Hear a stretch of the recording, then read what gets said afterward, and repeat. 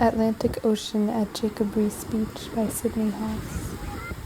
Sanded, our bodies collect salt water in crevices of skin. Your hair drips and everything is altered. We carry the ocean on the bus and your apartment welcomes the smell of it. As I stood at this shoreline, I watched a collective of water particles change course, shifting after the intrusion of my heels, and started to cry. Everyone I've ever loved is a foot that interrupts a stream, and I am better for it. Perhaps when the water moved sideways, it returned to itself, collided with another particle that it was always destined to know.